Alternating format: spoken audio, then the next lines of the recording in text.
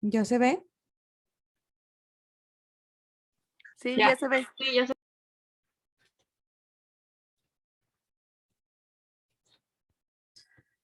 Bueno, vamos a dar un repaso rápido porque nada más alcanzamos a ver como unas 10 hojas, yo creo que del tema de procedimientos para la certificación del derecho a la pensión. Acuérdense que en temas pasados habíamos visto la certificación al derecho al pago de subsidios, que igual y se repite un poco cuando vean otra vez prestaciones económicas. Y este procedimiento también para la certificación del derecho a la pensión, pues se va a repetir un poquito en el otro manual. Aquí, pues bueno, lo que ya habíamos visto, que el objetivo del, ¿mande? El objetivo de este procedimiento, pues es homologar el proceso de certificación del derecho a las pensiones que tenemos las subdelegaciones y que trabajemos pues todos en el mismo camino y de la misma manera. Entonces, acuérdense que las políticas, pues hay que leerlas igual lo que hace cada jefe de departamento, de supervisión, el de filiación cobranza, también hay que darle una leída porque pues, de repente sacan una pregunta de ahí, de alguno de los temas. Como recordatorio, pues nosotros tenemos como departamento de afiliación y vigencia para poder trabajar una certificación manual de pensión 72 horas. Las pensiones se certifican de manera digital, pero hay casos en los que no se va a poder certificar de manera digital. Ahorita te voy a mencionar algunos. Y ahí es cuando pensiones lo manda a afiliación. Y afiliación tiene 72 horas, pues para certificar ese derecho a la pensión o hasta 30 días en caso de que tengamos que realizar una búsqueda de semanas en los archivos institucionales, como los avisos originales o los CAO que se le conoce, que son las hojas rosas. Aquí te menciona también que pues invariablemente para la determinación del derecho a la prestación en dinero o a la pensión, pues lo que vale es lo que viene en el sistema, es ese 01 del SINDO, a excepción de los casos en los que pues, se ocupe una certificación manual. ¿Como en cuáles casos se ocupa certificaciones manuales? Cuando son pensiones de vida, cuando son pensiones derivadas de la muerte o un riesgo de trabajo, por causas distintas al riesgo de trabajo. Todo este listado, todos estos supuestos son cuando pensiones no puede certificar y lo manda a afiliación para que tú lees el derecho a la pensión. Los subrayé porque francamente pues no creo que vengan, ¿verdad? Pero sí es importante que los conozcan cuando pensiones, prestaciones, le pide afiliación que certifique el derecho a la pensión de manera manual, que no lo pueda hacer en el sistema. Aquí te aclara que en la constancia de semanas cotizadas puede haber, bueno, en la constancia de semanas cotizadas te pone el total de todas las semanas, independientemente de la modalidad en la que tú hayas cotizado. Así hayas cotizado, por ejemplo, aquí en la 35, te pone como ejemplo, y tú pides en la solicitud de pensión una cesantía, pues ahí te aclara que tienes que descontar esas semanas y no tomarlas en cuenta porque la modalidad 35 solamente cotiza para vejez. Es uno de los ejemplos que te da. Es que si tu solicitud de pensión dice cesantía y tú ves que alguna de estas modalidades viene marcadas ahí y sumadas en las semanas, pues hay que quitarlas porque estas modalidades solo cotizan para la vejez.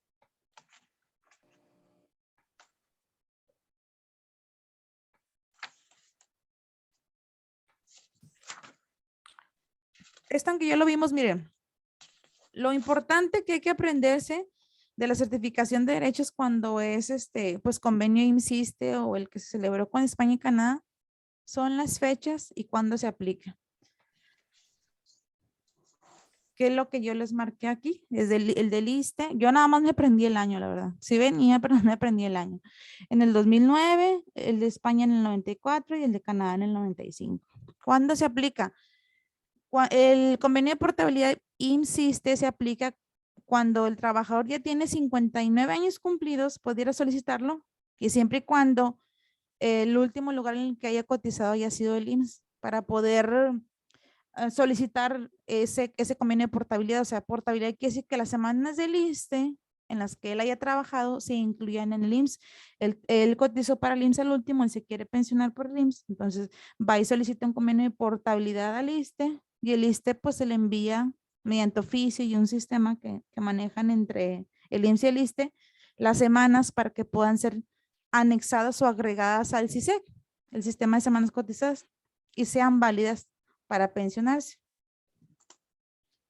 Y el convenio de España y Canadá solamente aplica cuando no se completan las semanas para la pensión que ellos dicen aquí. Me dice, cuando los solicitantes no alcanzan el derecho a las pensiones previstas es cuando se aplica.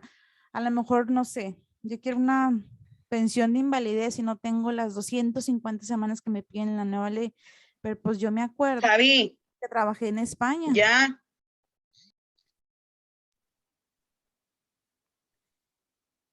Yo me acuerdo que trabajé en España y esas semanas pues yo las puedo pedir para que se me agreguen a mis semanas cotizadas y entonces pueda tener yo derecho a esa pensión. Solamente aplican cuando no completamos las semanas y no alcanzamos el derecho a alguna pensión prevista en la ley de seguro social. Cuando sí se completan las semanas, pues no aplica ese convenio. O sea, no te van a contar las semanas que has trabajado ni en España ni en Canadá.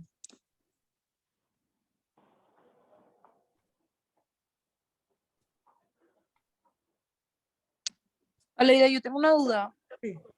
O sea, eso de lo de España y Canadá, o sea, lo de las semanas, ¿es cuando no hayas trabajado aquí en México? ¿O no me quedó claro? Te das cuenta que trabajas aquí en México, tú cotizaste para el IMSS y luego te fuiste a trabajar a España o a Canadá. Si regresas, te enfermas y dices tú, bueno, a lo mejor aquí nada más estuve 30 semanas, ¿no? Y a lo mejor ahí ya coticé, no sé, 150 semanas, a lo mejor ahí duré más allá que aquí. Y vengo y pues quiero, bueno, me enfermo total. Sigo trabajando en LIMS y dice LIMS, ¿sabes que nada más tienes 30 semanas y llevas 10 ahorita? No completas la invalidez. Entonces tú dices, pues, ¿sabes qué? Pero yo trabajé en España y hay un convenio entre el IMSS, vaya, y celebrado con España, otro celebrado con Canadá, donde las semanas que has trabajado allá cuentan como cotizadas aquí. O sea, tú te vas a trabajar allá y te vas bajo el régimen del IMSS. Entonces, las semanas que tú hayas trabajado allá te cuentan aquí, siempre y cuando las hayas trabajado después del 1 de julio del 97. O sea, que sean en la nueva ley. Si tú trabajaste del 30 de junio del 97 para atrás, no valen. Si tú trabajaste el 1 de julio en adelante, sí valen para que te sumen, pues para que tú tengas el derecho a una pensión, la que estés ocupando allá en ese momento. Ok, gracias.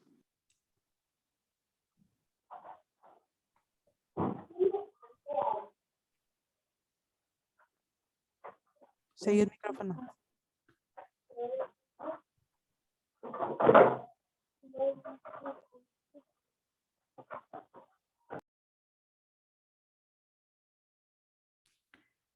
El responsable del trámite deberá tener en cuenta que el beneficio de elegibilidad del régimen vigente solo procederá cuando en el IMSS el asegurado cotizó durante la vigencia de la ley derogada y en ningún caso podrá considerarse periodos cotizados en el ISSSTE o en España o en Canadá antes del 1 de julio del 97.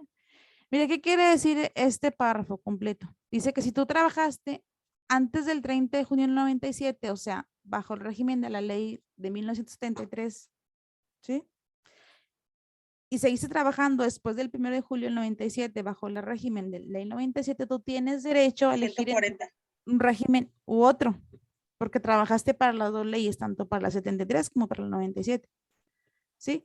Pero si tú trabajaste en España o en Canadá antes del 30 de junio del 97, no son válidas esas semanas. ¿Por qué? Porque con eso yo te estaría dando el derecho a elegir el régimen para pensionarte de la ley 73. ¿Sí me explico? Sí. Ok. Sí. Entonces, bueno, eso es lo que te dice este párrafo. Si cotizaste antes del 30 de junio, después del 1 de julio, tienes derecho a elegir los dos regímenes. Y de lo de España y Canadá, si trabajaste antes del 30 de junio, pues no valen, porque te daría derecho yo a elegir el régimen viejo. Oigan, si yo escucho el micrófono otra vez, pero que no sea para pregunta, voy a hacer lo de la clase pasada, me voy a quedar callada y hasta que no se apaguen los micrófonos vamos a hablar.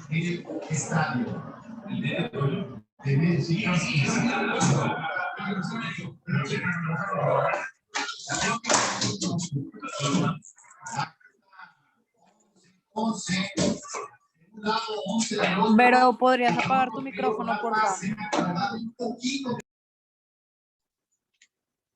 Gracias. Certificación de derechos de trabajadores y extrabajadores IMSS. Bueno, aquí dice que nosotros como trabajadores IMSS y en el departamento de afiliación, cuando nos piden certificar el derecho a una pensión, vamos a suponer que es una cesantía. Nosotros tenemos la obligación de enviar un correo de retiro laboral para que nos informe si tuvieron alguna prestación como jubilado o pensionado. Yo pongo en el correo, solicito que me informe si ha leído Oviedo con matrícula tal, número de seguro tal, tuvo alguna prestación de jubilación o pensión en el IMSS. Ya te contestan si sí o no.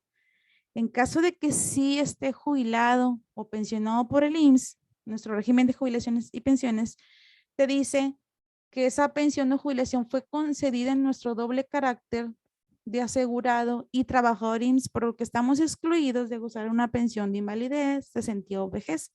En caso de que nos contesten que no figura en la base de datos o que sí es ex trabajador IMSS, pero que no tuvo ni jubilación ni pensión, esas semanas sí son válidas con el patrón del IMSS, pues para poder tener una cesantía, una vejez, una invalidez. ¿Sí? No aplica nada más cuando el IMSS nos haya jubilado o pensionado. Así nos hayamos jubilado a los 48, sigamos trabajando, luego queramos una cesantía, no se puede porque ya nos jubilamos ante el IMSS. Por ejemplo, yo trabajé desde el 91 y me faltan 10 años para cumplir los 60 y en el 2010 entré a trabajar al IMSS. Mis semanas que estuve trabajando antes son válidas. No, ya no. En esta nueva ley no.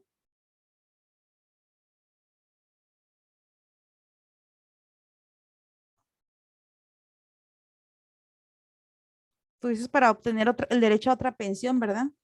No, yo no me voy a jubilar por el IMSS. O sea, yo trabajé del 90 al 96 y luego 12 años ya no trabajé O sea, no te porque vas a me casé. jubilar, pero te vas a No, pensionar con el IMSS a los ándale, 60 años. exacto. Yo no voy a poder cumplir los años laborados. Me tocó con la otra ley del seguro. Entonces, yo trabajé antes del 97. En el 90 empecé a trabajar, dejé de trabajar, pero cuando volví a trabajar ya entré con el IMSS.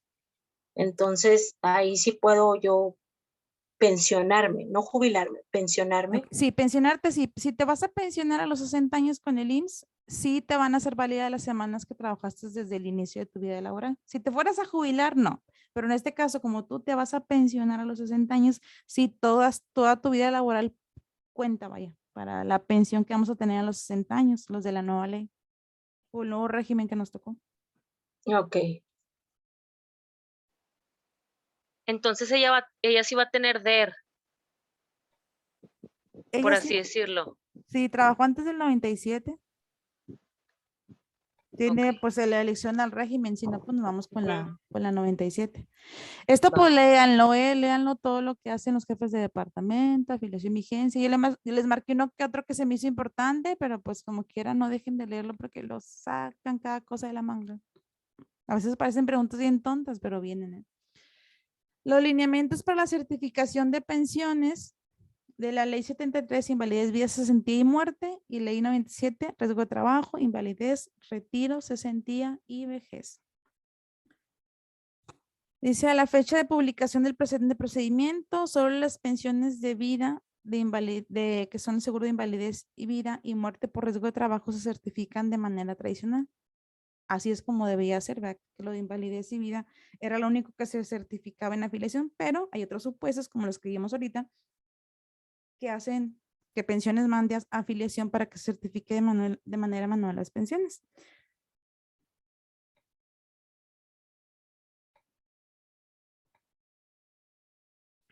Aquí dice, bueno, capítulo 1, el seguro o en la pensión vaya de riesgo de trabajo, que es necesario, pues basta que el trabajador esté dado de alta en el régimen obligatorio a la fecha de ocurrencia del siniestro. Vaya, no se necesitan pues semanas cotizadas, solamente basta con que él esté dado de alta para que tenga derecho a la pensión de riesgo de trabajo. Las pensiones de riesgo de trabajo, pues te dan derecho a la incapacidad permanente parcial, que es la de cada 2 años, incapacidad permanente total, que es la definitiva, y a la muerte, pues del trabajador por riesgo de trabajo, le da derecho a la viuda o al huérfano o a los padres de tener una pensión.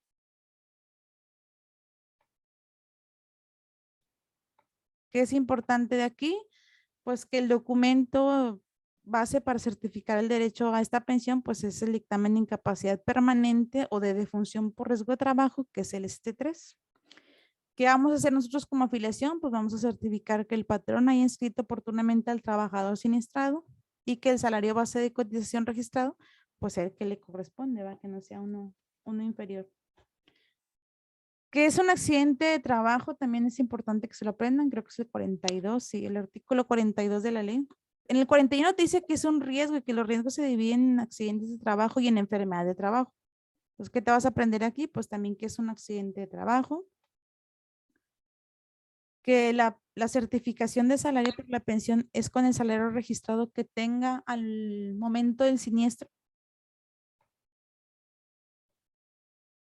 En las pensiones de riesgo de trabajo, si el asegurado presta servicio a varios patrones, se toma en cuenta la suma de los salarios de los distintos empleos a la fecha del siniestro, sin rebasar el límite superior de los 25 pesos salario mínimo. Acuérdense que si fuese un subsidio de riesgo de trabajo, se certifica con el patrón con el que tuvo el accidente, porque le vas a pagar una incapacidad. Pero si es una pensión ya de riesgo de trabajo y trabaja para varios patrones, pues es con la suma de los salarios de los distintos empleos, siempre y cuando pues no rebase el tope de los 25 veces salario mínimo. Dice, en caso que se dictamine una incapacidad permanente total, se certifica además del salario registrado a la fecha que ocurre el siniestro, el salario promedio de las últimas 500 semanas de cotización o las que tuvieras siempre y cuando sean suficientes para ejercer el derecho. Aquí pues como no te pide semanas, con que estés dado de alta ya te da derecho. Si tuviese las 500 semanas o las que tuvieras también se certifican. ¿Para qué? Para efectos de pago. Si te lo pide pensión, vas a mandar el salario que tenía registrado a la fecha del siniestro y el salario promedio de las últimas 500 semanas. En caso de una incapacidad permanente total.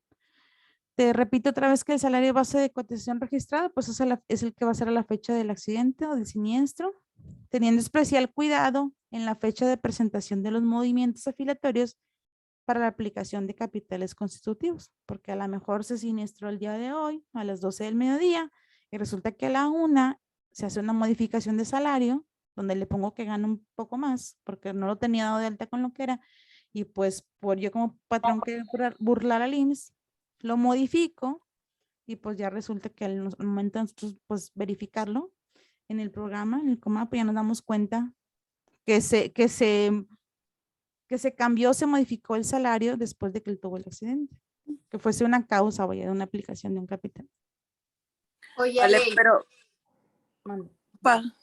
para cuando, o sea, cuando se cambia el salario, si la persona quiere una incapacidad, una pensión, ¿se queda con el salario nuevo o sea, con el que el patrón lo dio de alta, con el que modificó o con el anterior? Nosotros haz de cuenta que hasta que no se hace la investigación y la aplicación del capital ya se le paga la diferencia. Ese es el deber ser. Ya se le paga la diferencia de la incapacidad. Nosotros con el que lo dio de alta, con ese el que le vamos a pagar el subsidio, porque así lo tengo registrado. Con ese yo voy a certificar esa incapacidad. Ah, Ya ok, cuando se gracias. aplica el capital y ya se hace la investigación, porque ya revisamos en el COMAP, ya no sé, ya juntamos todo el expediente, ahora sí ya se le pagaría la diferencia al trabajador. Ok, gracias. oye, Ale, Mande, ¿las claves esas no son necesarias? ¿cuáles claves? Por ejemplo, aquí dice el procedimiento de la promoción de capitales constitutivos, clave 992200003. No, esa no, esa nada más se hace cuenta que es, y es bien importante y bien bonito, bueno, es que a mí me gusta mucho leer, pero en el intranet, con esa clave tú vas a buscar todos los procedimientos que tenemos en afiliación, en vigencia, en prestaciones médicas, económicas, todos vienen en el intranet, el que ustedes quieran leer, empezando por la mesa en el que estén, todos vienen en el intranet y te ponen las claves porque a lo mejor si yo no, pues no me sé exactamente el nombre, hay una listita en el intranet en el inicio donde vienen las claves. Ya estoy buscando el procedimiento de capitales y te viene con qué clave buscarlo y localizarlo. Todos vienen en el intranet. Cuando ustedes que es como el laboratorio, que pones la clave y ya te sale el estudio o algo así. ya te sale el procedimiento completo. Y todos tienen de clínica, UM, todos tenemos procedimientos. Es importante pues también que se aprenda en el artículo 43, que es una enfermedad de trabajo, y que tratándose de enfermedad de trabajo, la certificación se efectuará con la fecha de inicio de la enfermedad y con relación el salario a certificar, pues se tomará en cuenta el de las últimas 52 semanas. Acuérdense, si es accidentes al momento del riesgo de las últimas 500, si es enfermedad con las últimas 52, que es una enfermedad de trabajo por la que se desarrolla a través del tiempo. ¿Cuál es la fecha del siniestro que se considera? La del inicio de la enfermedad informada por el área de salud en el trabajo. Aquí pues solamente pues sería importante que se aprendiera nada más la clave. O sea, con cómo se certifica en SINDU o en el SC01 cuando riesgo de trabajo. Pues en el 83, si es muerte por enfermedad de trabajo, estando vigente con otro patrón. En el 84, cuando es una enfermedad profesional con incapacidad permanente total. El 85, cuando es una enfermedad profesional con incapacidad permanente parcial. Como que nada más las claves con las que se certifican en SINDU el riesgo de trabajo. 83, 84 y 85 es como que lo importante de aquí abajo.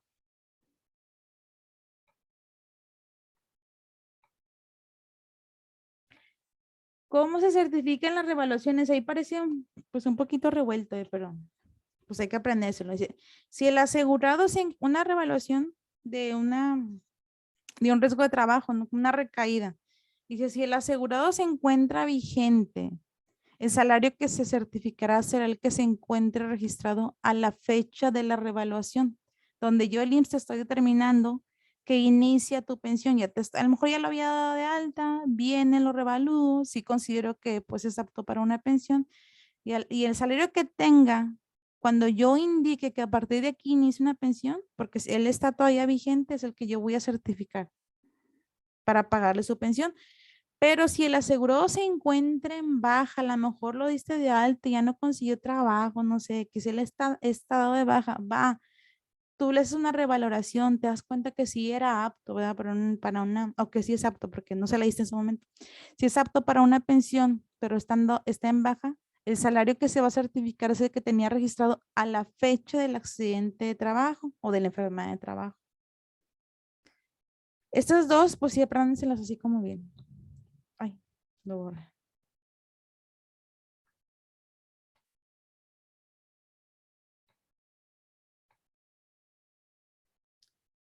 Dice, en caso de fallecimiento del pensionado por riesgo de trabajo, a causa del mismo riesgo, ¿sí?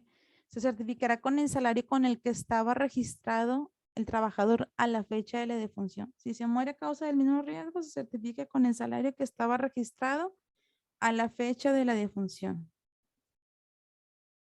Y te especificas o que te aprendas el artículo 58 de la ley 97 que dice que de igual manera tendrán derecho a pensión los beneficiarios de un asegurado que fallece por una causa distinta al riesgo que se encontraba disfrutando de una pensión por incapacidad permanente. A lo mejor tuvo un riesgo, tenía su pensión, pero se muere a lo mejor por diabetes. Entonces, de esa manera, y de todos modos, los beneficiarios tienen derecho a esa pensión siempre y cuando él tuviera acreditado el pago al IMSS de 150 semanas cotizadas y estuviera dado de baja en el régimen obligatorio, o sea, que no estuviera pues trabajando. ¿Cómo se lo van a aprender? Pues tal cual el artículo 58 de la nueva ley. Siempre te menciona la anterior y la nueva, pero pues no me ha tocado la verdad que me pregunten de la ley vieja. Casi, pues como la actual es la 97, pues así te la preguntan. Bueno, ahí termina riesgo de trabajo y empieza invalidez y vida. Los riesgos protegidos por ese seguro son los de invalidez y muerte del asegurado o pensionado por invalidez. La invalidez da derecho al asegurado al otorgamiento de las siguientes prestaciones: una pensión temporal y una pensión definitiva. Acuérdense que en riesgo de trabajo, para los que no han estado en pensiones, es una incapacidad permanente parcial o incapacidad permanente total. Y en el caso de invalidez es una pensión temporal o una pensión definitiva. Dice: a la muerte del asegurado pensionado por invalidez, el instituto otorgará a sus beneficiarios las prestaciones de viudez, orfandad o ascendentes.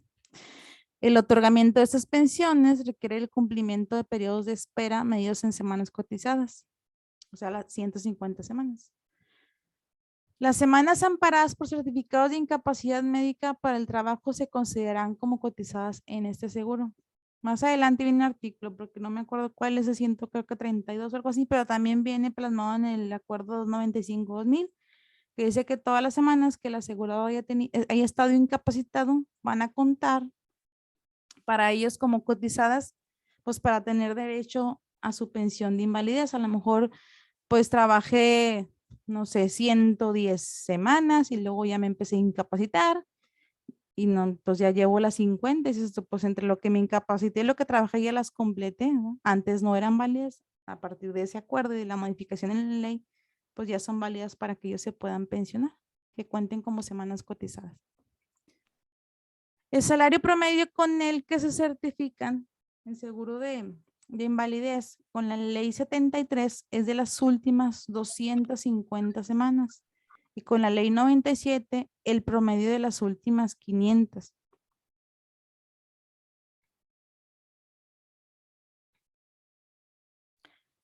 Aquí les marqué todo porque pues en realidad todo lo que viene aquí, aunque se resume al final, y si ya leyeron en una tabla, pero pues todo es importante. Aquí te dice, según el artículo 119 de la ley, que existe invalidez cuando el asegurado se encuentra imposibilitado para procurarse mediante un trabajo igual o una remuneración superior al 50% de la que habitualmente percibía durante el último año de trabajo y que esa imposibilidad derive de una enfermedad o accidente no profesional, o sea, que no sea de un riesgo de trabajo. La declaración de invalidez debe ser realizada por el Instituto Mexicano de Seguro Social. Aquí pónganle arriba, artículo 119 aquí.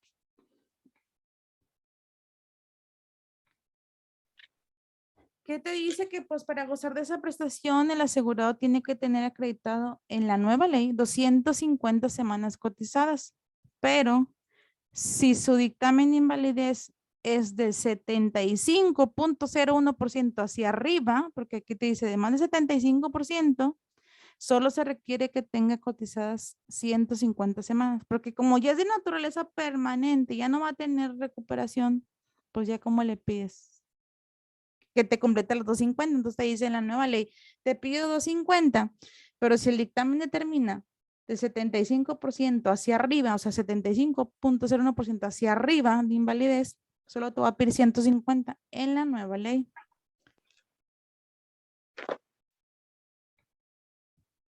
Y en la vieja ley, o sea, dice antes de la entrada en vigor en la vieja ley, solo te pido 150 semanas de cotización para que tú tengas derecho a una invalidez, independientemente del porcentaje de invalidez. En la 7.3 son 150, en la 9.7 son 250 o 150 si tienes de 75.01% hacia arriba de invalidez. Que el documento base para otorgar la pensión, pues es el dictamen ST4. Te dice pues la diferencia entre una pensión temporal que se otorga al instituto con periodos renovables de 2 años por existir la posibilidad de recuperación o la pensión definitiva, que es la que pues estima de naturaleza permanente, que ya no va a tener pues recuperación.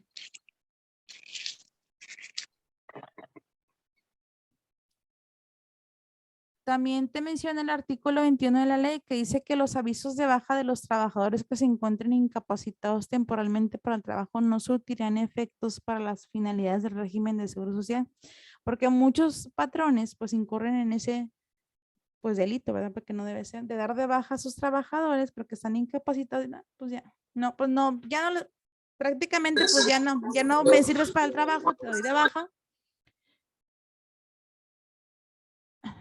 Pero para nosotros, para el INSS, no deben de surtir efectos. Que me voy a aprender el artículo 21 de la ley.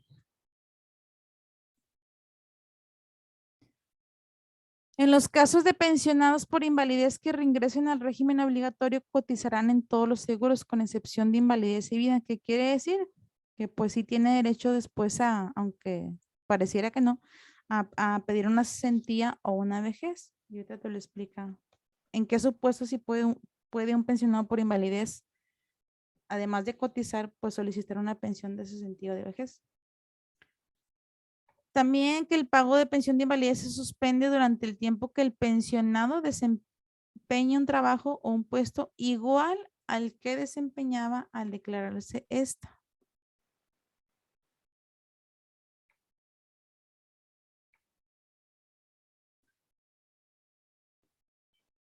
Aquí te dice que pues tanto para la invalidez como para la vida, ¿verdad? Los que hayan contestado en la incorporación voluntaria del régimen obligatorio, que son estas modalidades que pagan por anualidad adelantada y falleciera a lo mejor a la mitad, no sé, del pago anual, pues se van a hacer válidas todas las semanas o toda la anualidad, vaya que pagó todo el año se cuenta como cotizado para ellos. Aún y que haya fallecido antes, pues lo que pagó es lo que vale en semanas cotizadas. Aquí pues te menciona otra vez el acuerdo 295, ¿verdad? Donde dice que pues las semanas que él duró incapacitado van a ser válidas como cotizadas para tener derecho a la pensión. Y pues si te viene la fecha, pues nada más con el 2000, grábenselo, pero normalmente si llega a venir es que te pregunta que las semanas cotizadas pues son válidas para tener derecho a una pensión. ¿Mande?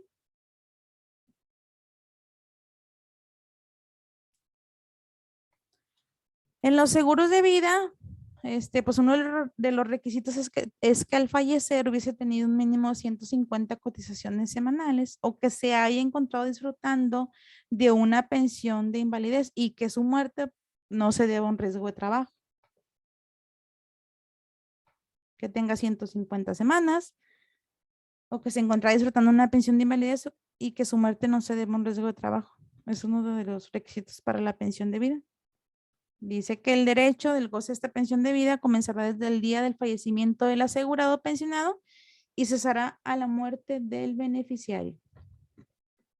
También exactamente lo mismo, si cotiza por mensualidad por anualidad adelantada, pues todo el periodo que pagó se le reconoce como semanas cotizadas para tener derecho a la pensión de vida en este caso.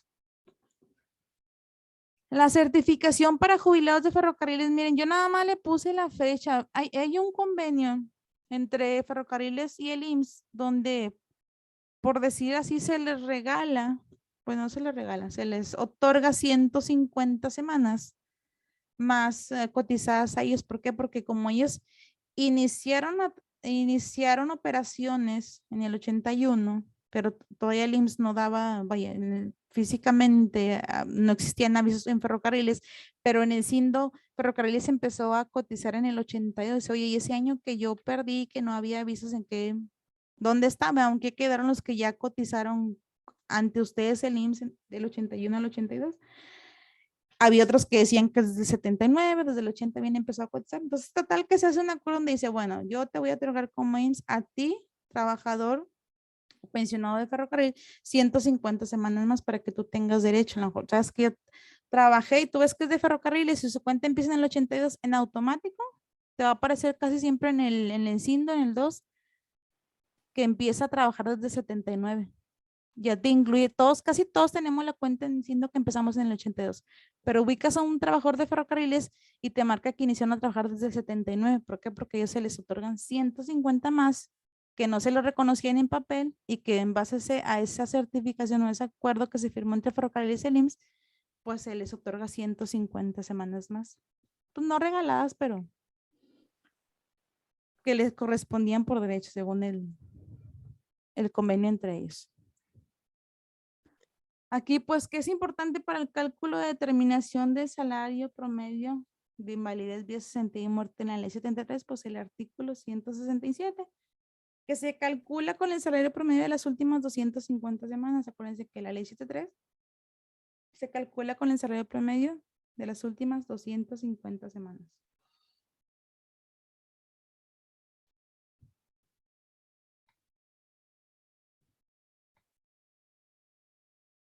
¿Qué te dice aquí? Que no se puede certificar con un salario menor o inferior al mínimo general y tampoco con uno superior al de 25 veces el salario mínimo. También cuando vas a certificar el salario, dice que cuando el asegurado labore con dos o más patrones en forma simultánea, los periodos traslapados no se contabilizarán como dobles. Sin embargo, los salarios sí se tomarán en cuenta para en consideración para determinar el salario promedio. ¿Qué quiere decir? Que si estoy trabajando a la par, a lo mejor no sé, un médico en el IMSS y el ISSSTE, las semanas no me van a contar como doble, pero el salario sí, para tener derecho a una pensión. Si yo gano 1,000 aquí, 1,000 allá, pues ahorita estoy ganando 2,000 pesos.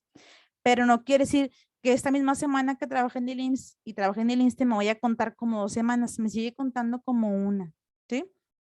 Los días no se cuentan, se traslapan, no se cuentan, pero los salarios sí se suman para determinar por la certificación pues del derecho a una pensión y con el salario en que yo lo voy a certificar.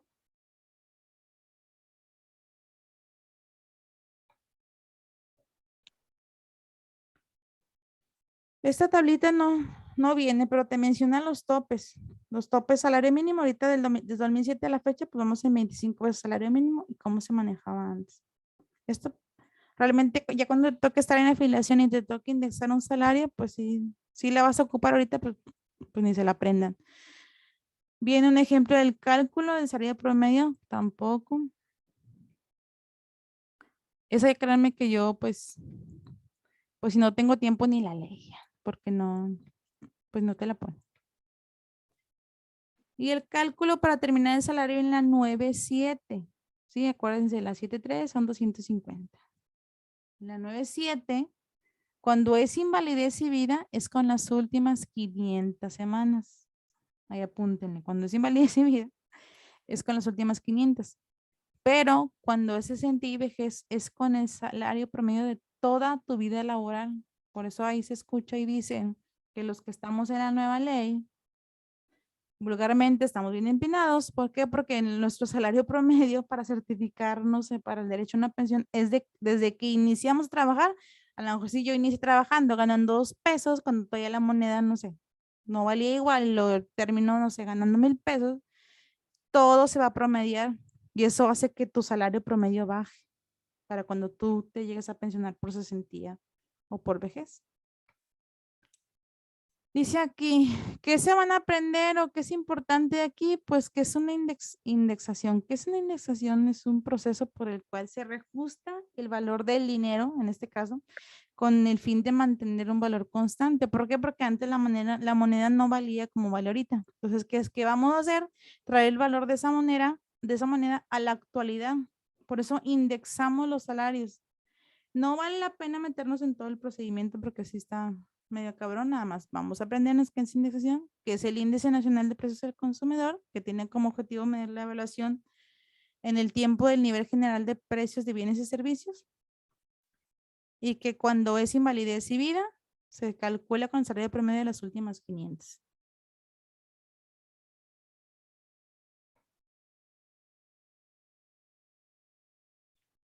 Creo que aquí empieza el procedimiento, cómo se indexa el salario, que pues no vale la pena que se lo macheteen.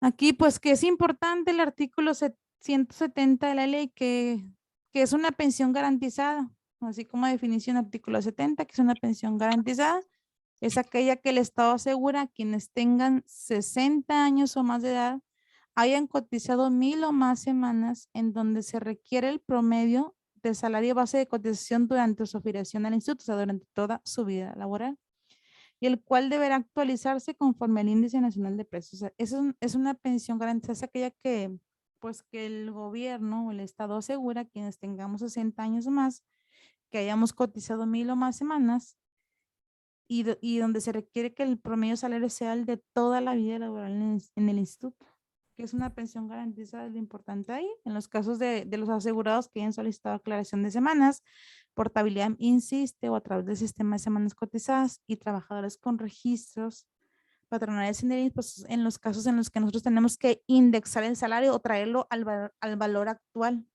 Cuando se indexa un salario, cuando lo traemos al valor actual, cuando tenemos patrones IMSS, cuando tenemos portabilidad, cuando tenemos, perdón, patrón IMSS, o cuando tenemos portabilidad IMSS, o cuando tenemos una reclamación de semanas, que normalmente es cuando los trabajadores empezaron a trabajar antes del 82 y que en el CISEC, con el sistema de semanas cotizadas no viene, meten su reclamación, buscamos en los avisos originales, en los CAOs, se ingresan al CISEC y ya tenemos que, pues, indexar el salario porque como cambian las semanas, pues cambia por ende el salario promedio. Ale, Vale. sobre lo de los artículos, recuerdo que nos habías dicho que nos ibas a pasar como un listado. Oye, sí, sí lo tengo y completo porque todavía me faltan unos artículos de prestaciones, pero sí ahorita estaba platicando con una compañera que tengo que entregárselos antes de que inicien prestaciones porque es donde más los van a ocupar. Al final de cuentas, Ok. leyendo todos los artículos, pues es casi creo que los dos manuales, ¿verdad? Sin confiarse, pero sí, pues casi todos son puros artículos de la ley. Entonces, ¿nos los pasarías de que esta semana? Sí, yo creo que más tardar el sábado, porque ya la otra semana, mañana veo a la persona de pensiones, nos ponemos de acuerdo y ya pues me va a decir cuándo puede iniciar con usted. Yo no sé realmente si él puede el martes o el jueves, ya ahí tendríamos que acoplarnos a como él pudiera a la asesoría. Ok, gracias, Ale. Sí. Ale, ¿tú vas a estar también en la de pensiones? Sí, voy a estar con él en la de pensiones.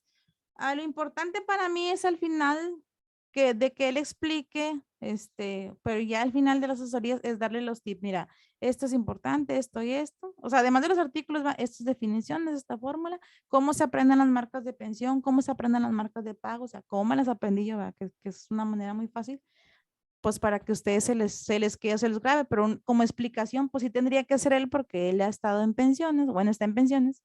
Y pues a manera de ejemplo de dudas, pues se los va a sacar más fácil de una duda de lo que puedo yo entenderle ahorita a pensiones, porque tengo mucho que no estoy ahí.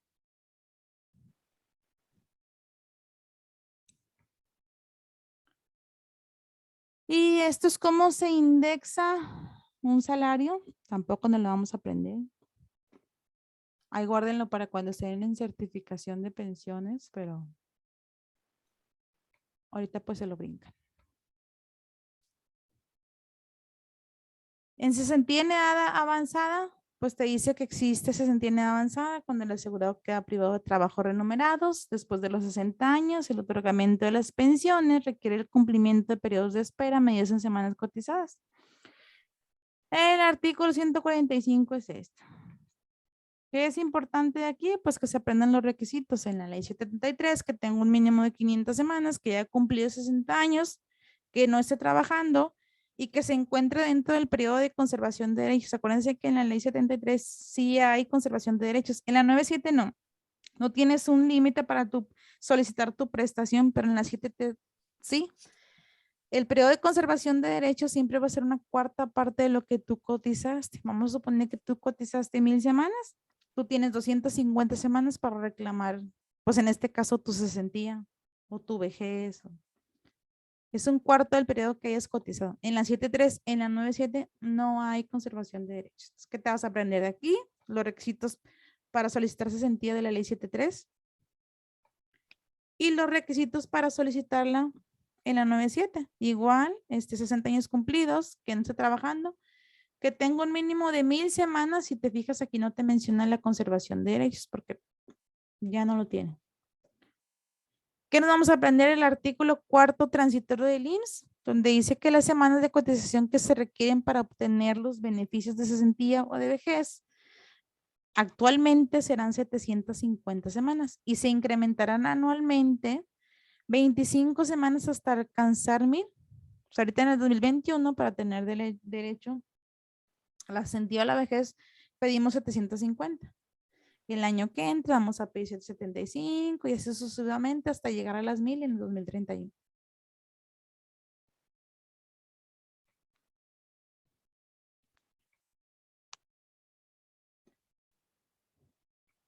Este es otro artículo. 156, el derecho al goce de la pensión comenzará desde el día en que el asegurado cumpla con los requisitos señalados siempre que solicite el otorgamiento de dicha pensión y haya sido de baja en el régimen obligatorio. Fíjense que a mí esta pregunta me vino por el jefe de grupo.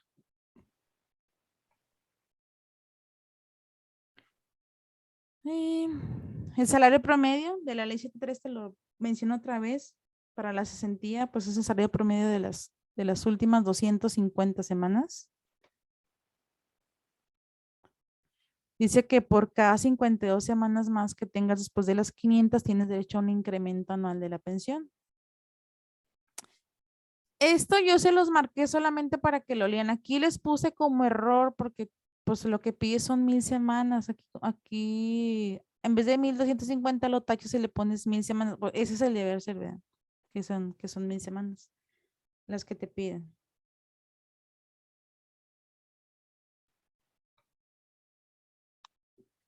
Aquí te lo volví a marcar. Dice en la ley 97 el trabajador cesante que tenga 60 años o más y no reúna las 1000 semanas de cotización podrá retirar el saldo de su cuenta individual en una sola exhibición. Yo creo que ahí quienes de la asesoría del sindicato pues también les va a decir que son 1000 semanas. ¿Qué nos vamos a aprender también? El artículo 11º transitorio, o sea, todos son artículos.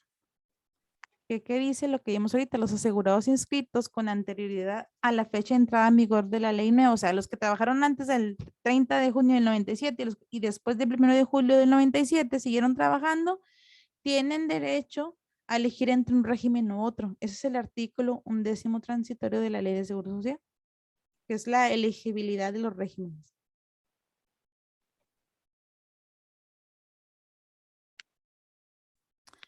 Esos también son artículos en las vejez que no vamos a aprender, pues también nada más los requisitos. Aquí se los apunto para que lo pongan al lado, el artículo 138 en la ley 73 y el artículo 162 en la 97. Puede que les pregunten los requisitos en la ley 73 para una vejez, sí, pero no les pregunten en el artículo, te digo, no me toca. Acá sí puedes del artículo, sí, en la nueva, pero sí que se aprenden los requisitos. Ya saben que en la 73 son 500 semanas, cumplir 65 años que no está trabajando y que se encuentre dentro del periodo de la conservación. Acuérdense que en la 73 sí hay conservación y en la 97 no hay conservación de derechos.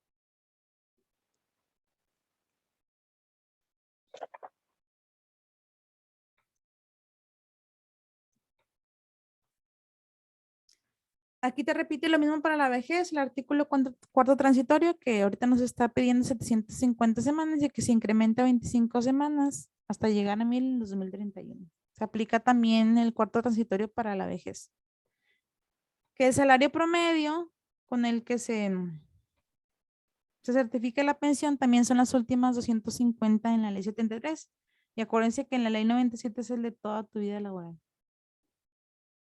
En el caso de cesantía y vejez, en el caso de invalidez y vida, en la ley 97, acuérdense, son las últimas 500, pero en el caso de cesantía y vejez es el de toda tu vida laboral.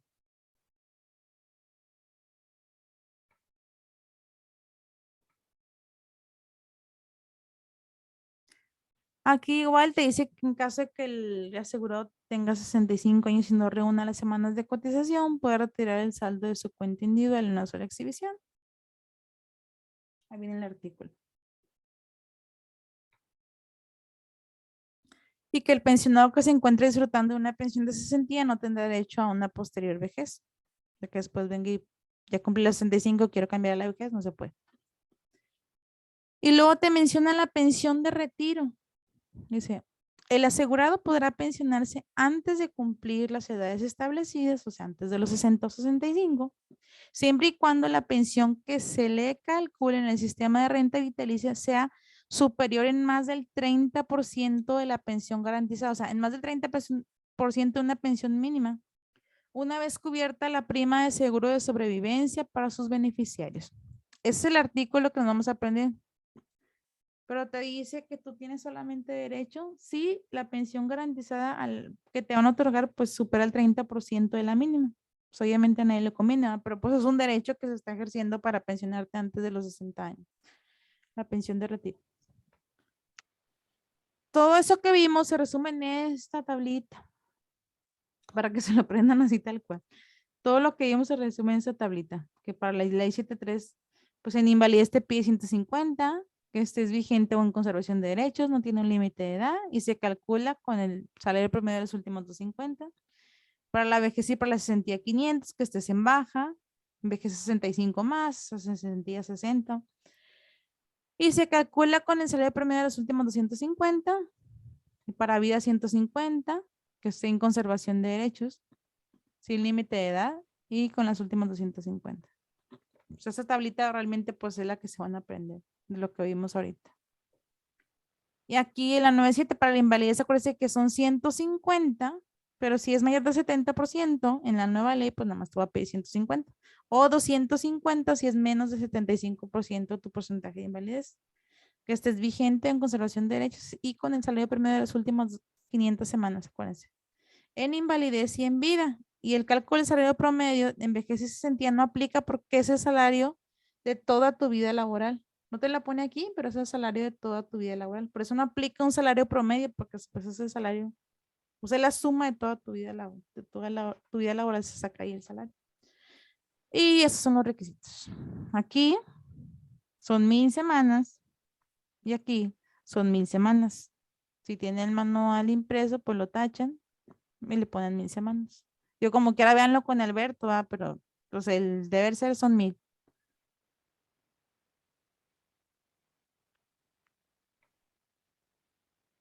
Así que si ya leyeron todo la pasada, pues ya nada más estudiense esa tabla. Los lineamientos para la identificación de pensionados en el régimen obligatorio. Pues dice que los asegurados que cuenten con una pensión de riesgo de trabajo, invalidez, sentido o vejez al amparo de la ley 73 o de la 97 se identifican en el sistema o en el CINDO con las siguientes marcas. Cuando abren ustedes el CINDO, en el F1 donde sale tu nombre y ahí te dice tu marca de pensión. ¿Y cuál es la otra manera en que nosotros afiliación pues identificamos a los asegurados, a los pensionados que vuelven a ingresar al régimen obligatorio mediante la FIL 24?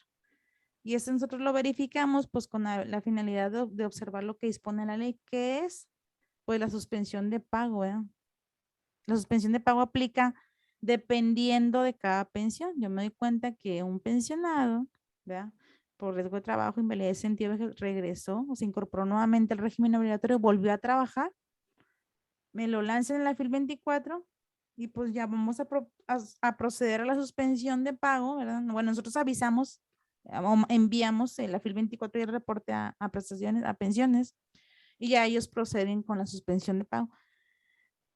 Esta depende obviamente de cada pensión.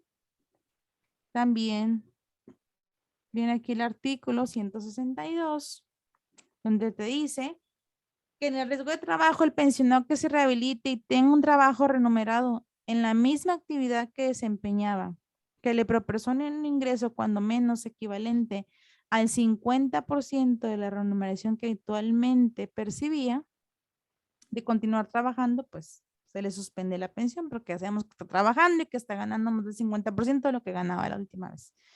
Le suspendo la pensión. Cuando es pensionado por invalidez, en la ley 73 se le suspende el pago cuando el pensionado ocupa un trabajo distinto con un salario distinto. O sea, con el hecho de que esté trabajando, que se pensionó por la ley 73 y vuelve a trabajar, yo le suspendo la pensión. Y en la ley 97 es diferente. Yo le suspendo la pensión a un pensionado de invalidez si desempeña un trabajo en un puesto igual a aquel que desarrollaba al declararse la pensión. O sea, en la ley 73 con que trabajara ya le suspendía la pensión. Y en la ley 97 a lo mejor pues él trabajaba, no sé, componiendo máquinas. Se cayó y lo pensionamos por invalidez. Si yo me doy cuenta que está trabajando todavía componiendo máquinas, pues le suspendo la pensión. Pero a lo mejor ya no, ya lo tienen sentado ahí en la caseta afuera, ya no hace nada, pues ahí no le suspende la pensión. Tiene que ser un trabajo diferente. Y si es igual, pues le suspende la pensión. En el caso de cesantía, ¿cuándo se le suspende la pensión? En la ley anterior, cuando el pensionado reingrese con el mismo patrón dentro de los 6 meses siguientes a la fecha que se le haya otorgado la pensión. Por eso te dicen, tienes que esperar más de 6 meses para poder volver a trabajar con el mismo patrón cuando se pensionan por cesantía. En la ley 97 se suspende cuando el pensionado reingrese a un trabajo sujeto al régimen obligatorio. ¿Qué quiere decir? Que los que entramos a trabajar nuevamente, estamos pensionados o nos vamos a pensionar con la ley 97, ya sea por cesantía o vejez, no podemos volver a trabajar porque o trabajamos pero sin seguro, porque si no se nos suspende la pensión. Entonces, en cesantía, en la ley vieja, Si yo entro con el mismo patrón dentro de los 6 meses, me suspenden la pensión. En la 97 no puedo trabajar porque me suspenden la pensión. En la vejez, igual. Si trabajo al mismo patrón dentro de 6 meses, me suspenden la pensión en la ley. Si me pensioné en la ley 73 y en la ley nueva, no puedo volver a trabajar. Entonces, imagínense que vamos a tener que vivir con una pensioncita y no podemos trabajar o no vamos a poder trabajar con seguro porque si no nos suspenden la pensión. Entonces, eso pues es lo que se van a grabar aquí, las causas de suspensión de pensión.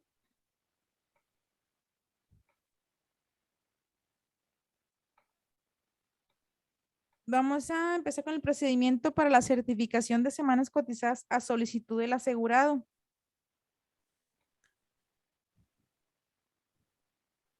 Te vuelve a mencionar otra vez los convenios del IMSS y del ISSSTE, de España y de Canadá. Pues otra vez le marco yo nada más las fechas. Todo lo demás pues hay que leerlo, aunque no pareciera importante, pues hay que leerlo. Yo me brinque pues a lo más relevante. La portabilidad insiste, pues es lo que les explicaba ahorita, ¿verdad? Que tienen que tener 59 años cumplidos y que pues el último instituto con el que haya cotizado sea el IMSS para poder tener derecho a la portabilidad de semanas. Te explico otra vez que solo se pueden incorporar periodos de lista a CISEC, al sistema de semanas cotizadas, cuando estos consten en el informe de periodos de cotización ISSSTE que contenga firme y sello de aquel instituto. El enlace, la coordinación de clasificación de empresa y vigencia de derechos es el que funge como enlace entre el IMSS y el ISSSTE.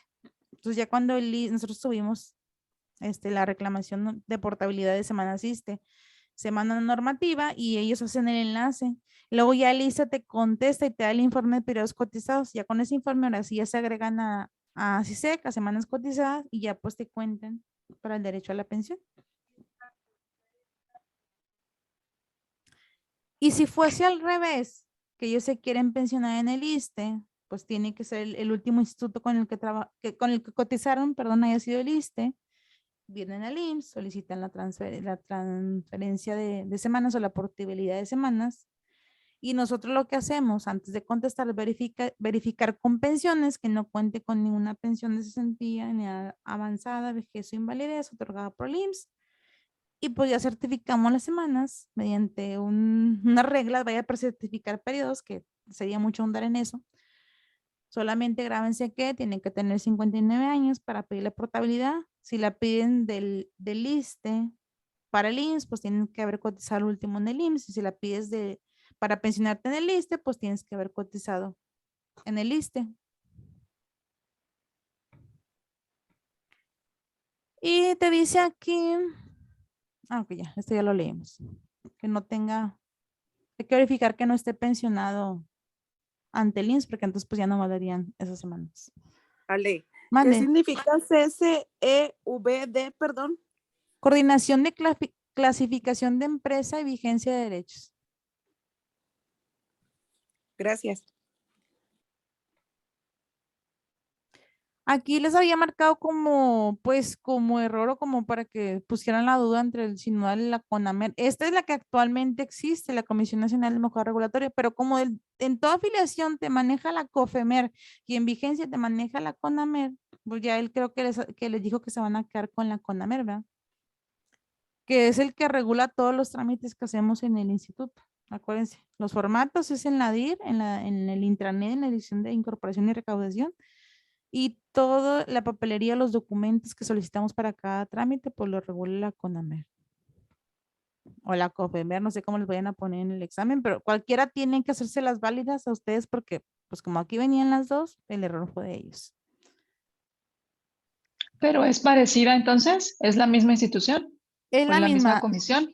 Ok. Sí, anteriormente, cada que cambia el presidente, cambian el nombre. Con el presidente anterior se llamaba COFEMER, Comisión Federal de Mejora Regulatoria, y ahora se llama Comisión Nacional de Mejora Regulatoria.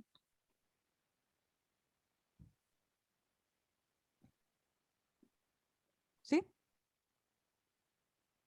Sí. Ok. Los lineamientos para la certificación de semanas cotizadas, cuando dice, consiste en determinar con base en los registros del instituto el número de semanas cotizadas por un trabajador durante su vida laboral. Las fuentes de información para nosotros localizar pues, semanas cotizadas son los registros contenidos en las bases de datos informativas y en los registros documentales. Las bases de datos informativas, pues es el SINDO y el CISEC, lo que venga en el sistema, vaya. Y los documentos, pues es como el CAO o los avisos originales, hojas rosas es lo mismo, las microfichas, etcétera. Ahorita te los menciono otra vez. Esto que les marqué en verde fue una pregunta de examen, el examen oficial. ¿Cuál era la fuente de información básica para determinar el número de semanas cotizadas para los asegurados? Era la cuenta individual. Entonces, para que lo pongan así. ¿Cuál es la fuente de información básica para determinar el número de semanas cotizadas para los asegurados? Es la cuenta individual. ¿Por qué la fuente de información básica? La cuenta individual es la que viene diciendo exactamente en el F7.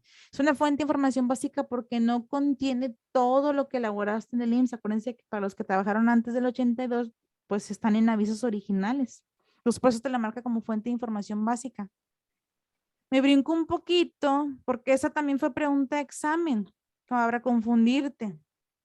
Dice, la fuente primaria para la certificación de derecho para los trabajadores permanentes es el CAO. Aquí te dice la fuente primaria porque es el inicio de donde sacamos nosotros las semanas cotizadas, pues de los catálogos de avisos originales, de las hojas rosas. O sea, la fuente de información básica, donde viene lo básico del 82 en adelante, es en la cuenta individual. Pero la fuente de información primaria donde inicia pues mi información, lo que yo tengo en el IMSS del trabajador, es en los catálogos de avisos originales, porque fue lo primero que yo tuve. Sí, por eso dice fuente de información primaria. Lo primero que yo tuve fueron las hojas rosas, los catálogos de avisos originales. Entonces, estas dos por eso las marqué en verde. Digo, es fácil aprendérselo, suena fácil con la palabrita, ¿sí? De donde yo saco primero mi información, o sea, primaria, es de los avisos originales. Fue con lo que empezamos a trabajar en el IMSS con las hojas rosas. Y mi fuente de información básica, donde viene lo básico, o sea, que no todo, es la cuenta individual. Esos dos grábenselas porque van como 3 exámenes seguidos de oficiales que ponen la misma pregunta. Entonces quedamos en que las fuentes de información son los contenidos en la base de datos informáticas y en los registros documentales.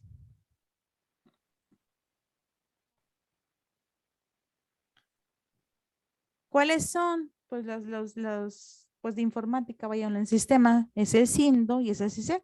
Aquí te dice que el SINDO permite consultar las cuentas individuales de los trabajadores inscritos en el Seguro Social, de los trabajadores asegurados permanentes del 82 a la fecha y de los eventuales del 97 a la fecha. ¿Sí? Por eso te dice que es una fuente de información básica, porque no viene todo. Y también el CISEC. El CISEC también dice, cuando certificamos semanas a través del sistema de certificación automatizada o el CISEC, eso obtiene información de movimientos afiliatorios. Bueno, está total.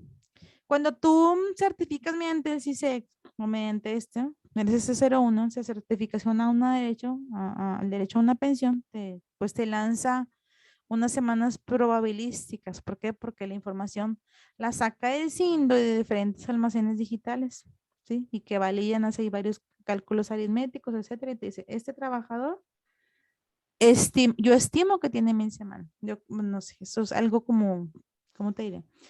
Algo, pues no cierto, pero así se manejaba en su momento. O sea, se certificaban en el SC01 y te decía, tiene 1000 semanas, según mis cálculos aritméticos del sistema del IMSS. Y el CISEC tiene las semanas reales, ¿sí? Las semanas reales del trabajador. Vienen del 82 en adelante, pero cuando ya hace su reclamación de semanas, se incluyen en el CISEC. Y en el CISEC ya vienen las semanas reales que el trabajador cotizó. Entonces, aquí te marca nada más como diferencia. Las fuentes de información digitales es el SINDO y el CISEC. Y las fuentes de información en papel, en registros documentales, aquí te dice que son los avisos de afiliación, que son el catálogo de avisos originales o las hojas rosas, como le conocemos. Y también te menciona aquí estas.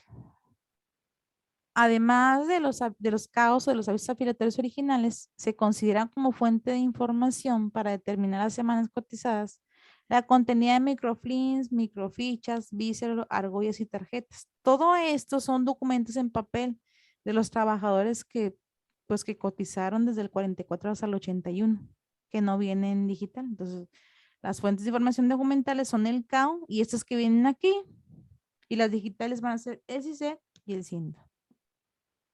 ¿Qué es lo importante? Pues lo que les marqué en verde.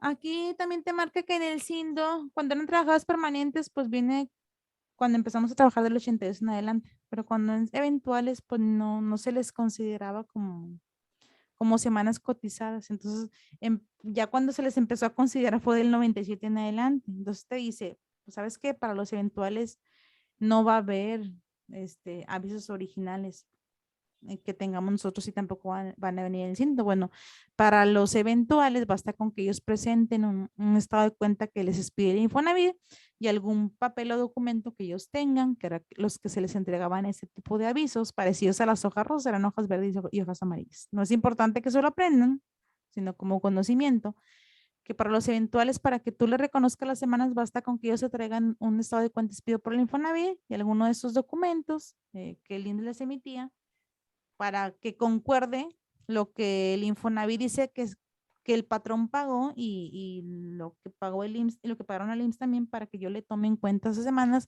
y se las capture en el CISEC. ¿Sí?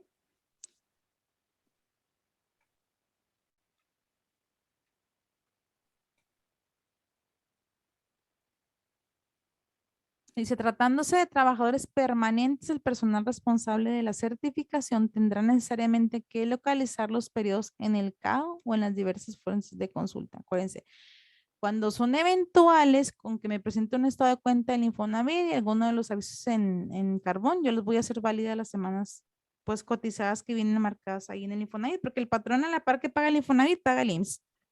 Y como el IMSS no le reconocía las semanas cuando eran eventuales, pues lo que me va a traer en el Infonavit es lo que el patrón pagó, o sea, lo que él cotizó realmente. Entonces yo se lo voy a hacer válido con ese estado de cuenta y con algún papel que me entrega el carbón donde diga que cotizó en el IMSS. Cualquiera, no tiene que traerme todos porque en el Infonavit sí viene desglosado para los patrones que trabajó y de qué periodo a periodo. Y es lo que yo le voy a hacer válido al eventual.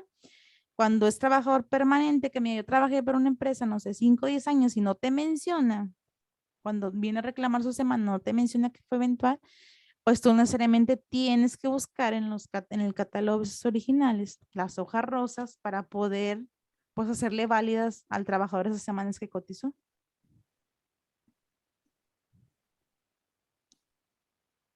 El proceso para determinar las semanas cotizadas, dice, una vez capturada la información de periodos cotizados de un asegurado en el CISEC, el sistema de forma automática divide entre 7 los días de cotización acumulados por aquel. Hecha esta división, si existiera un sobrante de mayor a 3 días, este se considera como otra semana. Eso viene en el artículo 20, que te dice que las semanas cotizadas que trabajan, vamos a suponer que yo trabajo, no sé, 20.4 semanas, pues me van a considerar 21 semanas. Siempre que sea un sobrante de 3 hacia arriba, se considera como una semana cotizada más. Si yo trabajo 20 semanas y 2 días, pues nada más trabajé 20 semanas. Si trabajo 20 semanas y 4 días, pues yo trabajé 21 semanas. Esto te habla del sobrante, vaya, de que más de 3 es una semana cotizada más, que es el artículo 20.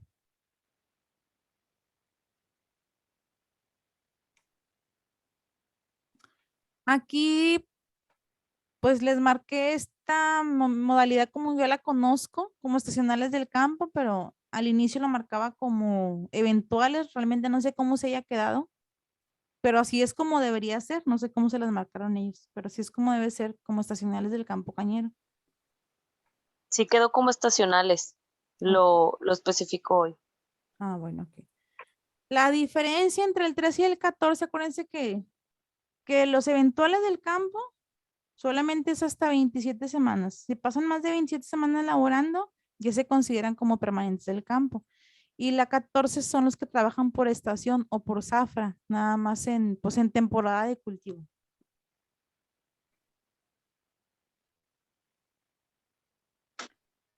Aquí les volví a marcar el artículo 113 de la ley 97, que es lo mismo que viene plasmado en el acuerdo 95-2000, que dice que las semanas de cotización amparadas por certificados de incapacidad médica para el trabajo expedidos o reconocidos por el instituto se consideran como cotizados. Lo que el dure incapacitado se cuenta como periodo cotizado.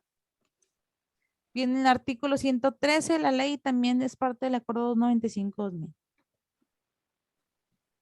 Se debe tener en cuenta que las semanas cotizadas por un trabajador que preste servicios a una empresa que se encuentre en huelga se certificarán hasta antes del estallamiento de la huelga. Es decir, que no se contabilizan las semanas acumuladas en la huelga. Según este artículo, acuérdense que cuando una empresa está en huelga, los trabajadores pierden todos los derechos ante el IMSS de obtener cualquier prestación, ya sea en especie o económica. Entonces aquí te dice, si vienen a pedirte una certificación de semanas y actualmente se encuentra en huelga su empresa, yo lo voy a certificar hasta un día antes que estalló la huelga. Mientras estén en huelga, pues esas semanas no cuentan como cotizadas porque no sabemos si se va a resolver a favor del trabajador o no.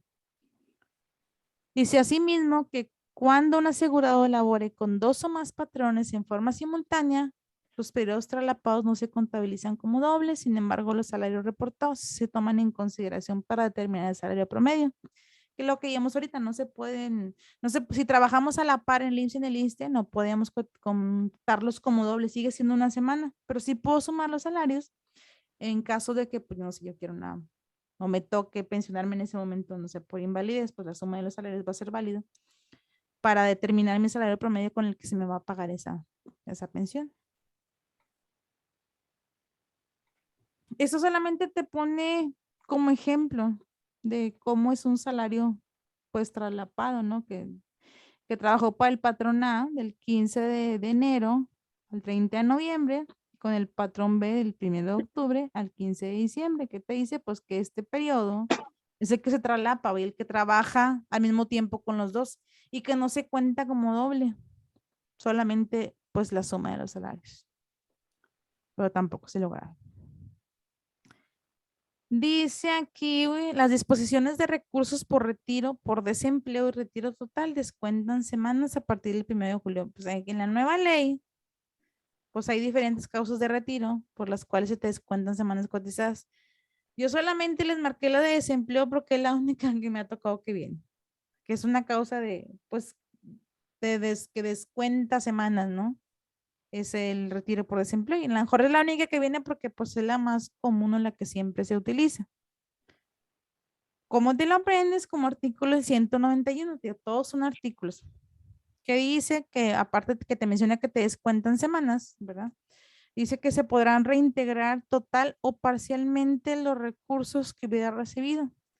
En este caso, las semanas de cotización que si hubieran sido descontadas conforme a lo dispuesto en el presente artículo les serán reintegradas proporcionalmente en los recursos. A lo mejor, pues no sé, yo hice un retiro de dinero por desempleo y eso me descontó 80 semanas. Yo puedo ir en la oportunidad que tenga y pago en la FORE yo pago ese dinero y las semanas que me descontaron me las van a reintegrar a mis semanas cotizadas en el IMSS. Por eso se dice que no se conviene que vayan y pidan un retiro por desempleo porque te descuenta semanas y resulta que, no sé, de repente te invalidas o te mueres y ya no, y esas semanas que te descontaron, pues ya tu beneficiario no las puede pagar para reintegrarlas. Y la verdad es que te dan bien poquito dinero y te descuentan un chorro de semanas. Así que cuando les pregunten si conviene o no conviene. Para aquellos trabajadores que coticen en la incorporación voluntaria al régimen obligatorio, en caso de invalidez o muerte durante el periodo de aseguramiento cubierto, se les acreditará las semanas pagadas, que fue lo que vimos ahorita. Los que cotizan en la incorporación voluntaria, como pagan por anualidad adelantada, pues se les acredita como cotizado todas las semanas que pagaron, todo el año. La determinación de la conservación de derechos para la certificación del derecho a una pensión. También nos vamos a aprender el artículo 150 de la ley, que dice que los asegurados que dejen de pertenecer al régimen obligatorio conservarán los derechos adquiridos a pensiones en el seguro de invalidez y vida por un periodo igual a la cuarta parte del tiempo cubierto por sus cotizaciones semanales, contados a partir de la fecha de la baja. Este tiempo de conservación no será menor a 12 meses. Este aplica para todas las pensiones, también se sentía y vejez, pero apréndenselo así como viene aquí. ¿Qué quiere decir? Lo que les dice ahorita. Si yo coticé 1000 semanas, pues yo tengo como conservación de derechos la cuarta parte. Yo tengo 250 semanas para pues yo ir y, no sé, reclamar mi sentido de mi vejez. En el caso de la 7.3, acuérdense que en el caso de la 9.7 no hay conservación de derechos. Y si este tiempo de conservación no puede ser menor a 12 meses, porque a lo mejor yo no sé, coticé 40 semanas. No, la cuarta parte. No tengo nada de conservación más que, no sé, 2 meses. Ellos tienen que darme un año, pues no puede ser menos de 12 meses. Ellos tienen que darme 364 días para yo ir a pelear una prestación. Sea negada o no negada, yo tengo 12 meses para ir a pelear. Sí, esa es mi conservación de derecho. No puede ser menor a 12 meses y es una cuarta parte de las semanas que yo coticé. Y nos lo aprendemos como el artículo que viene aquí.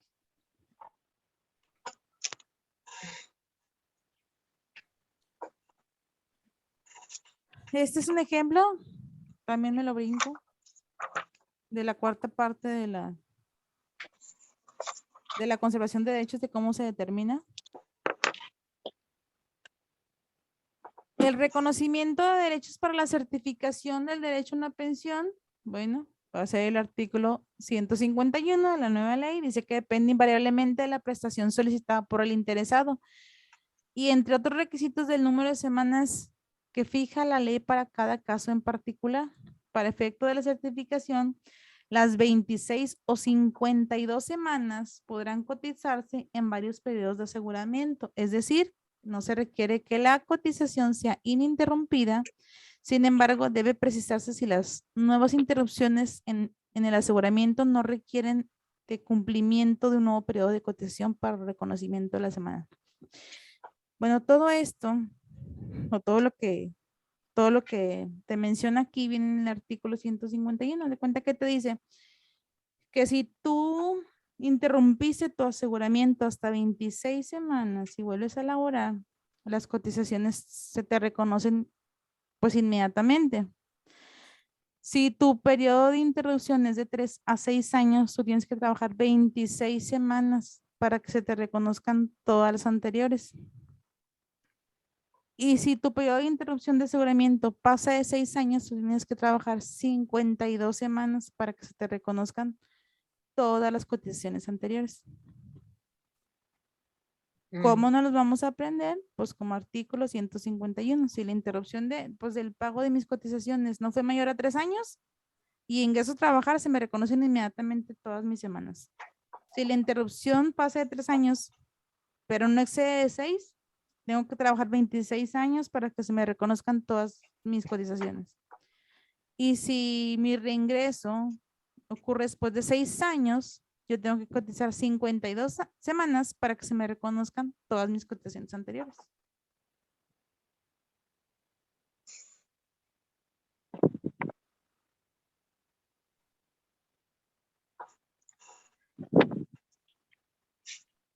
Y todo eso se resume en esta tablita.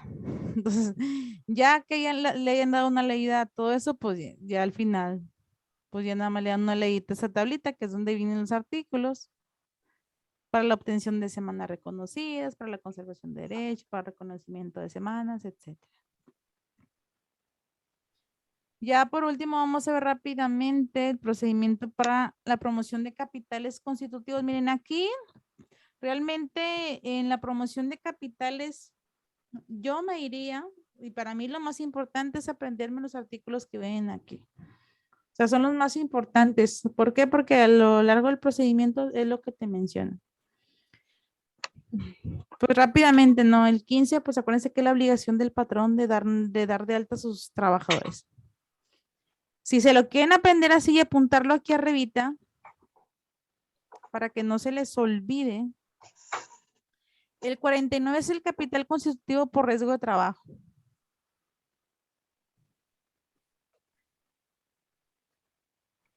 El 54 es por tener registrado un salario menor. Yo nada más le pongo el signo de pesos hacia abajo, por tener registrado un salario menor.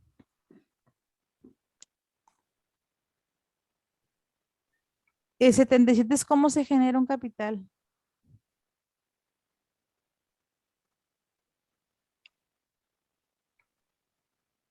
El 79 es cómo se compone un capital.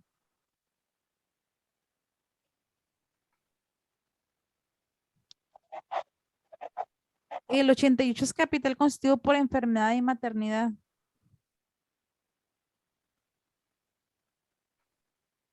El 149 es un capital por invalidez y vida.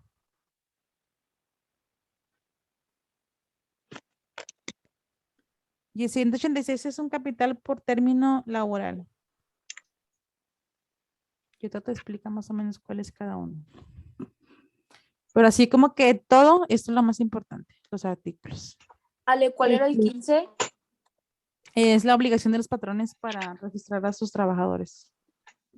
¿Y el 186 cuál era? Ese capital constitutivo por término laboral. Ahorita les explico de qué se trata. El 88, Ale, porfis. Es por enfermedad y maternidad.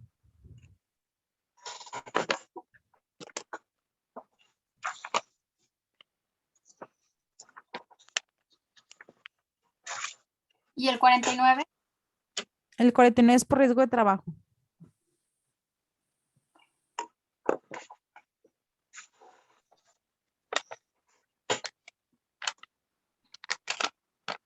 Y el 54 no es mucho.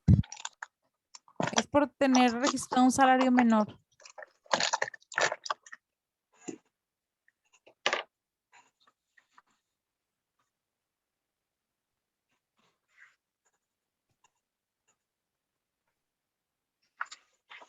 Bueno, aquí que es importante que sepan que la promoción de un capital constitutivo tiene la finalidad de resarcir al instituto el monto de las prestaciones en dinero o en especie que fueron otorgadas a favor de un trabajador o de un beneficiario cuyo aseguramiento o modificación salarial fue realizado en forma extemporánea o después de ocurrir el siniestro. Que lo que les decía, si después les modifican el salario o después los dan de alta después de que ya ocurrió el siniestro o el accidente de trabajo, pues es motivo de capital constitutivo.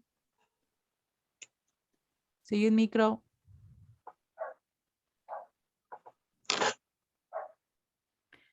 Aquí, bueno, pues denle la ley, ya saben, en las políticas. Aquí dentro de la política, pues esto me parece importante, es el proceso de promoción de capitales constitutivos. Inicia con la detección durante la certificación del derecho a las prestaciones en dinero o en especie. A lo mejor cuando vamos a certificarnos de una incapacidad o el derecho a una pensión, ahí es donde inicia la detección de un capital. Como con la presentación extemporánea de avisos afilatorios o de las modificaciones de salario. Para previo análisis solicitar la integración de los documentales que sirva como mi base, vaya, para que el departamento de cobranza sustente y emita los créditos respectivos que se le tiene que cobrar al patrón. ¿En qué caso se considera o los casos para la aplicación de capitales constitutivos? Dice primero, pues por la omisión de la inscripción del asegurado ante el instituto por el patrón obligado o porque tengo un registro de salario inferior al real. Por la presentación de avisos afiliatorios después de ocurrido un riesgo de trabajo, aún dentro de los plazos que establezca la ley de seguro social. Y por la presentación de avisos afiliatorios en forma extemporánea en caso de enfermedad y maternidad. Miren aquí, ¿cuál es la diferencia? Y uno es el artículo 49, el de riesgo, que es este de aquí. Lo ponen ahí a un lado. Y este es el 88. Aquí, ¿por qué te dice que ese motivo de capital? Dice, por la presentación de un aviso afiliatorio después de ocurrido el riesgo, aún dentro de los plazos que establece el Seguro Social. O sea, nosotros tenemos como patrones 5 días, acuérdense, hábiles para presentar los avisos afiliatorios de alta, bajo, modificación. Pero si el trabajador sufre un riesgo de trabajo, a lo mejor él apenas lleva un día trabajando conmigo y ese día se me accidenta. Aún y que yo tenga 5 días para presentar el aviso, cuando es un riesgo de trabajo, es motivo de capital constitutivo. Por eso te dice, aún y cuando esté dentro de los plazos que establezca la ley. Y es motivo de capital si tiene un riesgo de trabajo, ¿sí? Aunque tú tengas 5 días para presentarme el aviso. En cambio, el 88 te dice, por la presentación de avisos afiliatorios en forma extemporánea en casos de enfermedad y maternidad. Él puede haber entrado a trabajar conmigo y se me puede enfermar hoy y lo voy a mandar a consulta. Y todavía no lo daba de alta, ¿sí? Todavía no lo, o fue y consultó pensando que ya lo tenía dado de alta y todavía no lo tenía de alta.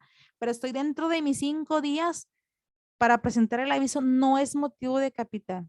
Si yo me paso de los 5 días hábiles, sí es motivo de capital constitutivo en el caso de enfermedad y maternidad. Pero si estoy dentro de mis 5 días para presentar ya sea una alta o una modificación de salario, no es motivo de capital. A lo mejor, no sé, se me enferma el hombre, ya tiene trabajando conmigo varios tiempo, lo tengo registrado con un salario pues más bajo, a lo mejor de lo que es, y dices, ¿sabes qué? Yo estoy dentro todavía de mis 5 días para presentar esa modificación. Se me enfermó y lo acabo de presentar porque le acabo de modificar el salario y yo me doy cuenta, como trabajador del IMSS, que pues sí, a lo mejor cada 2 meses él le cambia el salario porque su tipo de salario, pues, no sé, es variable, ¿no? Cambia cada 2 meses. Yo me doy cuenta, sí, pero si me doy cuenta que tiene más de un año y que de repente se me enferma y me modifica el salario, pues ahí sí es motivo de capital. O sea, la diferencia entre el de riesgos que aunque tú estés dentro de los 5 días para presentarme un aviso, si se te accidenta, es motivo de capital. Y en enfermedad y maternidad, mientras no pase de los 5 días, no es motivo de capital. Si pasa de 5 días, sí.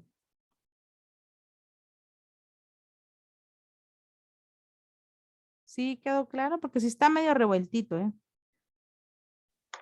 Pero si pasa antes, no es motivo en el 88. Ajá, si está dentro de los 5 días hábiles, no es motivo. Ok. Y en el de riesgo no importa que estés dentro de los 5 días hábiles, si se te accidenta, es motivo de capital.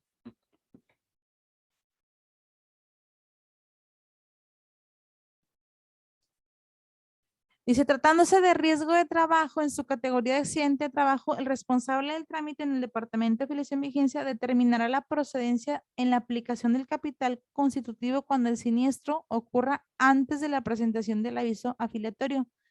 Por lo que si el accidente ocurre en el mismo día, se deberá verificar además la hora de recepción del aviso. Pues sí quiere decir que a lo mejor pues se accidentó a las 12 y ahí resulta que ese mismo día, 16 de noviembre, tiene una modificación de salario a la 1 de la tarde. Bueno, vaya, me aparece el mismo día. Y digo, ay, qué raro que el día que se accidentó le modificaban el salario, ¿verdad? Porque ganaba mucho menos. Entonces yo entro al COMAF, un sistema en donde yo puedo ver la hora en la que se presentó la modificación de salario. Si me doy cuenta que fue después de que él se accidentó, porque en su hojita en su aviso, vaya, dice que se accidentó a las 12 y la modificación se le fue a la 1, pues es motivo de capital.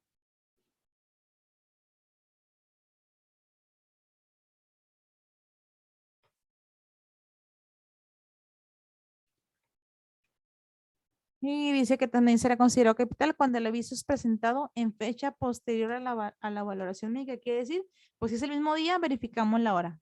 Y si fue después, pues también es motivo de capital, ¿no? Porque ya le dimos la atención y después le modificaban el salario. También en el caso de enfermedad y maternidad, dice, se determinará la procedencia de aplicación de capital cuando la fecha de siniestro ocurra antes de la presentación extemporánea del aviso. Igual, a lo mejor no la tengo dada de alta, ya fue extemporánea, ya pasaron 7 días o 6 días, ya fue extemporáneo. Ahí sí aplica capital porque ya es extemporánea, ya pasaste de los 5 días.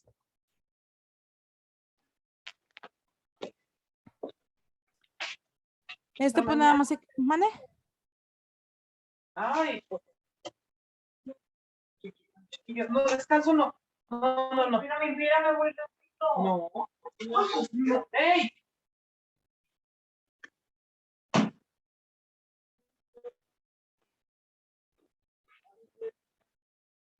Ahí va por él.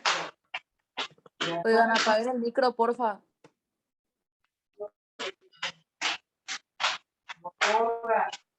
Luz María, ¿puedes apagar tu micro? Ay, Rafaelito.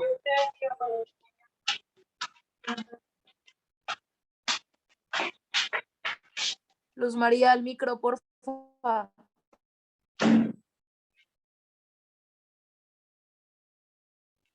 Esto vamos a darle una leída de las responsabilidades de los... Eso sí te hace, ¿verdad? Lo que yo te digo, no.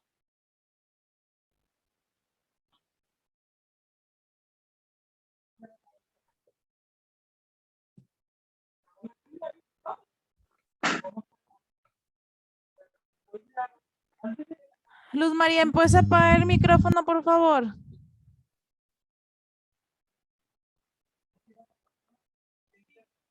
Aquí les marqué, pues como parte importante, responsabilidad del jefe de oficina de vigencia, que pues verifique que los capitales sean promovidos en un plazo no mayor de 5 días hábiles a partir de su detección y darle seguimiento a la atención de oficios en los que se solicite a otra subdelegación la certificación de un movimiento afiliatorio, porque a lo mejor pertenece pues a otra subdelegación el patrón, para que sean atendidos en un plazo de 72 horas.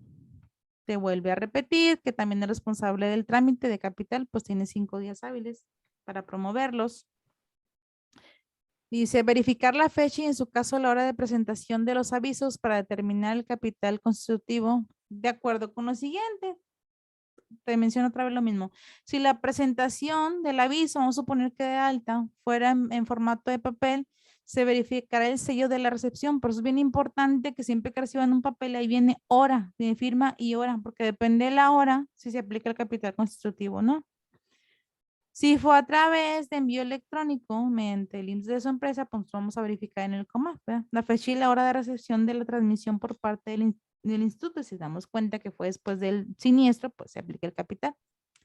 En caso de que no se localizara ni el aviso ni tampoco por medio electrónico, se certifica a través de la cuenta individual del trabajador, debidamente sellada y firmada por el responsable de la unidad. O sea, para que se haga la investigación, el día que se siniestro, ese día se modifique el salario, no tengo la hora, pero para que se haga la investigación, pues lo hago mientras la impresión de la cuenta individual.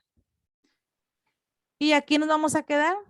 El jueves vamos a ver, a empezar del tema 10, creo que es 11, 12 y 13. Ya lo último es lo más cargadito. Yo creo que no acabamos el día jueves. Si no acabamos, nos vamos a conectar el viernes ya para terminar, para enviarles pues a más tardar el sábado lo de los artículos y lo de los días y ponernos de acuerdo con el de pensiones, a ver a partir de qué día de la próxima semana empieza las asesorías con ustedes. Traten de conectarse porque pues yo ahí sí no puedo obligarlo a decir y voy a grabar la clase y voy a hacer esto, ¿sí me explico? O no puedo obligarlo a decir, mira, yo se lo subrayo o yo lo hago así, no, ya tenemos que acoplarnos a como él pueda, los días que pueda, a la hora que pueda y como él quiera manejar el manual, ¿verdad? Obviamente yo le voy a dar la idea de cómo se maneja, pero pues ya él es el que decide, ¿verdad? Entonces, pues nos vemos el jueves 1 Dios a las 8 de la noche. Muchas gracias, Ale. Muy bien, gracias. Gracias, Ale. Muchas gracias. Dale. Buenas noches. Gracias. Gracias, buenas noches. Bye. Gracias.